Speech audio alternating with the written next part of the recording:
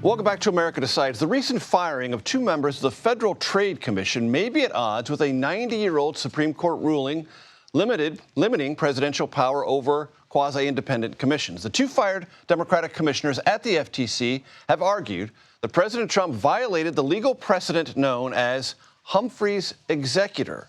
The White House insists that this is a fight it is willing to take on. The goal was to let these individuals go. If we have to fight it all the way to the Supreme Court, we certainly will. One of those commissioners, Rebecca Slaughter, joins me now. And Rebecca, I know you think of yourself still as a commissioner because you believe this firing was patently illegal. Why? Well, it's not a question of whether it may be in violation of the Supreme Court precedent. It is in violation of the Supreme Court precedent. The FTC Act, which was passed in 1914, says that the president can only remove an FTC commissioner for cause, specifically for neglect, inefficiency, or malfeasance. The president alleged no cause to remove myself or Commissioner Bedoya, and in fact, there is no cause to remove us. We've been doing our jobs. So one time, a president did try to remove an FTC commissioner without cause. In 1933, President Roosevelt tried to remove then Commissioner Humphrey because he had disagreements with him over policy. He was a Republican appointee. And Mr. Humphrey sued, challenging the president's decision. It went all the way up to the Supreme Court, and a unanimous Supreme Court in 1935 said, in fact, the law prevents that removal, and the law is constitutional. That law has not changed in the intervening 90 years.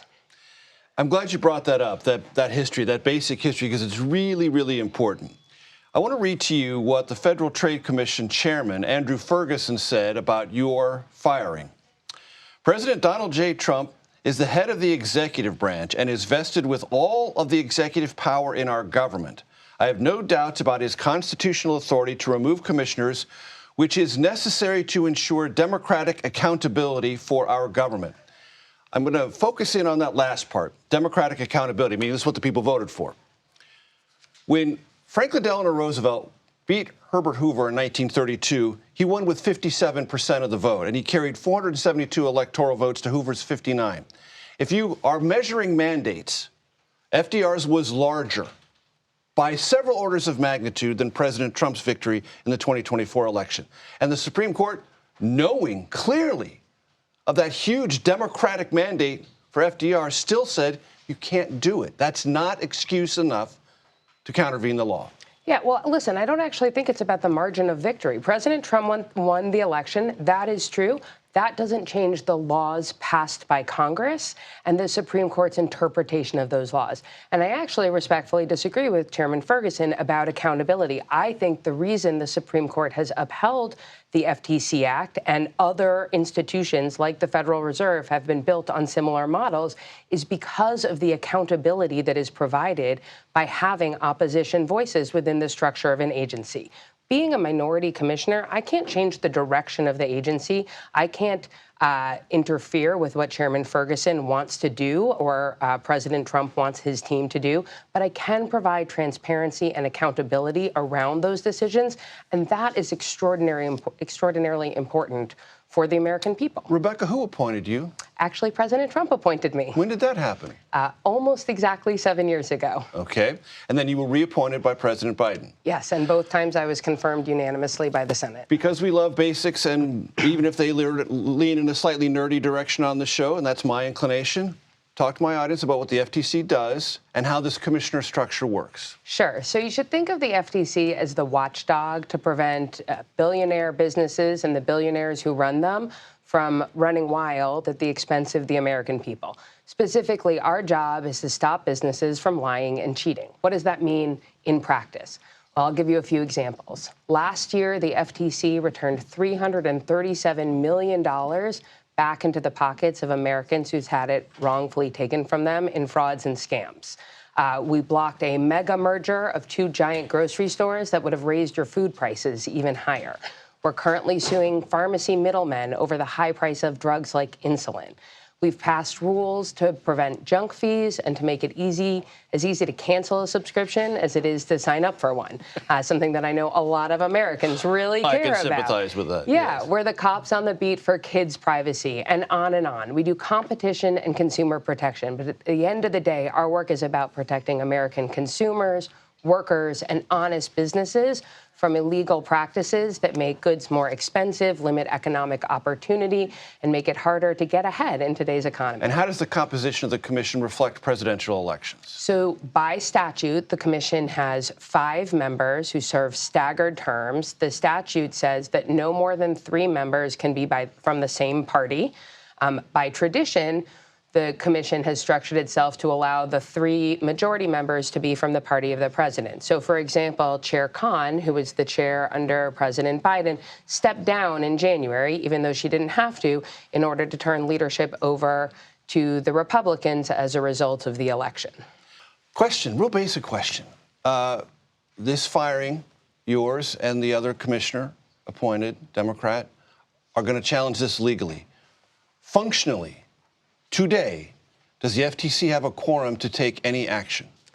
Well, it's actually not that easy a question. Okay. There have been times in the past. Easy question, hard answer. Yeah, exactly. And there have been times in the past where the FTC only had 2 sitting commissioners because of resignations of other commissioners, and 2 commissioners can lawfully act. However, Commissioner Bedoya and I contend we are still lawfully commissioners, and so any action taken by 2 out of 4 commissioners would not constitute a quorum. So there's going to be a lot of uncertainty. So if the FTC does engage in action and someone who is subject to that action wants to sue, this would be, which does happen, even under it happens normal all the time, circumstances, yes. This could be a particularly potent legal claim, or at least theoretically one. I think it certainly could complicate really important work that the FTC is doing that could have bipartisan support. The last thing that I voted on before the removal was a 4-0 challenge to a merger involving medical device manufacturers that would raise the cost of healthcare even further. So there's lots of opportunity for bipartisan agreement on these really important issues, and this action really disrupts the opportunity for forward progress about that. And I'm glad you mentioned this idea of consensus, because some of the audience might assume, well, Democratic appointees and Republican appointees are always just at each other's throat and nothing ever happens and it's always just a big hash. You actually do work things out. Yeah, that's not been my experience at the FTC at all. As you mentioned, I was originally appointed by President Trump, so I served as a minority commissioner, a majority commissioner, minority commissioner again. And over the time I've been at the FTC, the vast majority of things have been unanimous.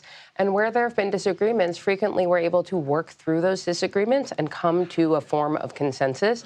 And even where we can't agree, having to engage the viewpoint from someone who disagrees with you makes the work better. I think that's part of why Congress, in its wisdom, designed the FTC and many other government structures intentionally to have this bipartisan composition. One of the things Congress created is the Federal Reserve, which is kind of like this. And so if there's power to fire you without cause, there might be power to overtake the Federal Reserve. Yeah, the quote you read from Chairman Ferguson says the president can fire anyone he wants anywhere in the government. And that means if the law that protects me from removal is unconstitutional, the law that would protect the chairman of the Federal Reserve from removal is unconstitutional. And I think it's really important to get back to the fact that this is not actually about me and my job. This is about what does it mean for the American people? And what does it mean for markets and market stability and market participants?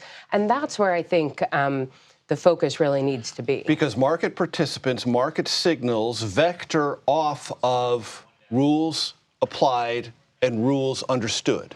Yeah, and rules engaged with without fear or favor. Government needs to operate without fear or favor across the board. And the threat of removal, because the president doesn't like you, means that you are operating, not just me, but the Republicans at the FTC now are operating under the fear that they will be removed for refusing to do a favor for some of the president's billionaire friends. And that is concerning, whether it's at the FTC or at the Fed or at the SEC or anywhere else in government, because what we want from our economy, both as consumers, as workers, as honest businesses, is stability, predictability, and fairness at the end of the day.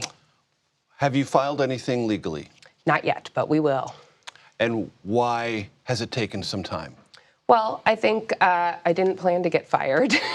The law was very clear, and so I think we need to make sure that we are lined up with the strongest argument, but we are not dilly-dallying, and I expect to be in court soon.